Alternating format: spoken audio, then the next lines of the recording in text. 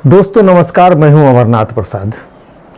दोस्तों बहुत ऐसे छात्र होंगे जो पीटी में ही फेल हो गए होंगे, कुछ लोग पीटी पास किए होंगे और मेंस में फेल हो गए होंगे, कुछ छात्र मेंस पास करने के बाद फाइनल मेरिट भी नहीं आए होंगे।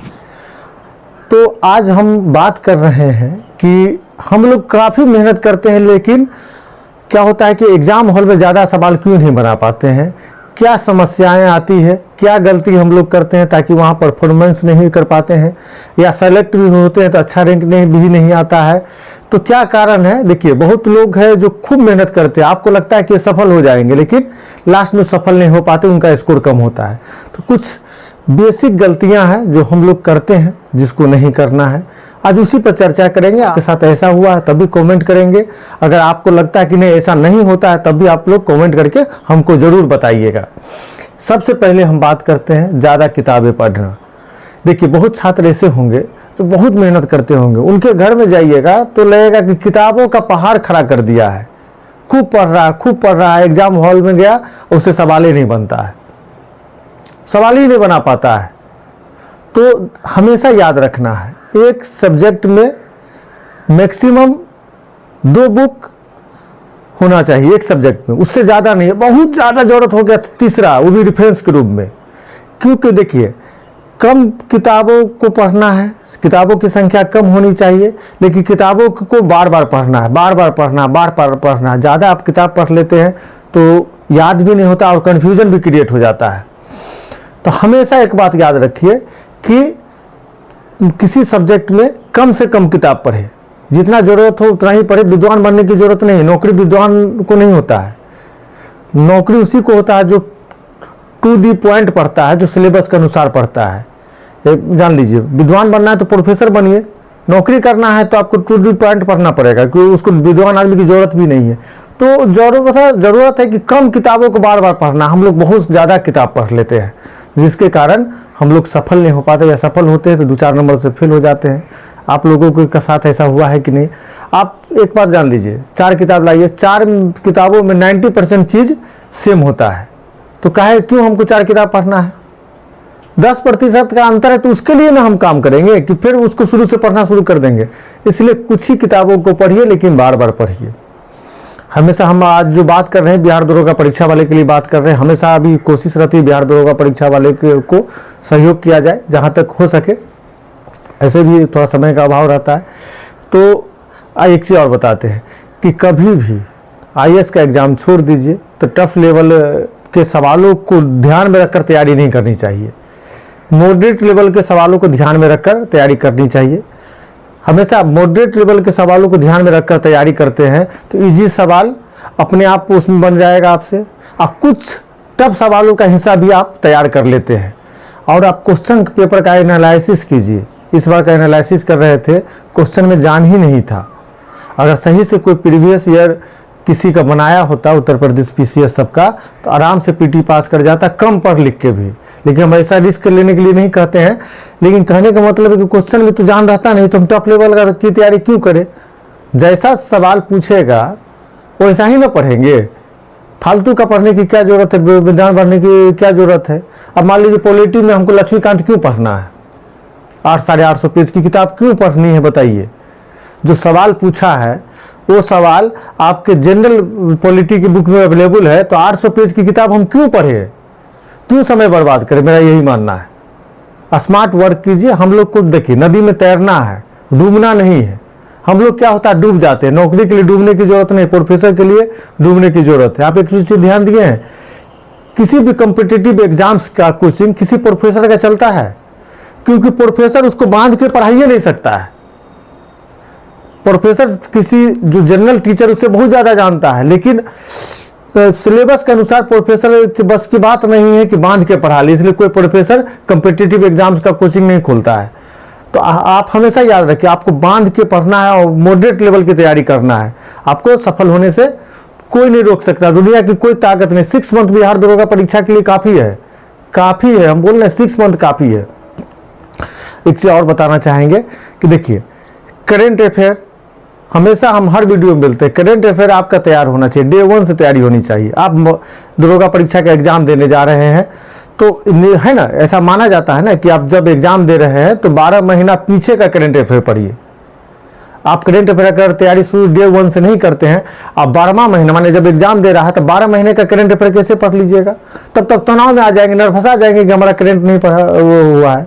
अब देखते हैं फर्स्ट शिफ्ट का क्वेश्चन देख रहे थे, 13 या 14 करंट अफेयर पूछा हुआ था। 13-14 बहुत मायने रखता है। करंट अफेयर का सवाल बहुत आसानी से बनाने लायक होता है। करंट अफेयर का तो ऐसे ही तैयारी हो जाती है, ज़्यादा पढ़ना ही भी नहीं पड़ता है। करंट अफेयर आपके लिए समस्या पैदा कर दे तो आपके लिए समस्या हो जाएगी, क्योंकि करंट अफेयर इजी माना जाता है। और जब भी कोई भी एग्जाम में आप इजी सवाल गलत करते हैं, अर्थात जो सब बना रहा है वो आप नहीं बना पा रहे हैं, तो आप निश्चित परीक्षा में फेल है। निश्चित परीक्षा में आप फेल है। तो करंट अफेयर को हमेशा रखिए डे 1 से। पहला दिन से तैयारी किसी को शुरू करनी है तो करंट अफेयर से शुरू करें, डे 1 से तैयारी शुरू कीजिए। अगला है हमारा प्रैक्टिस सेट। हम मार्केट में सभी प्रैक्टिस सेट को देख चुके हैं, हम नाम नहीं लेंगे, लेकिन 99% प्रैक्टिस सेट में जान नहीं है। आपको अगर भरोसा मेरी बात में नहीं है तो आप ऐसा कीजिए, इस पर अगर पिछला दरोगा का पीटी दिए होंगे तो पीटी का क्वेश्चन जिस प्रैक्टिस सेट से आप बनाए हैं घटना चक्र को छोड़कर उसको एक बार तुलना कर लीजिए।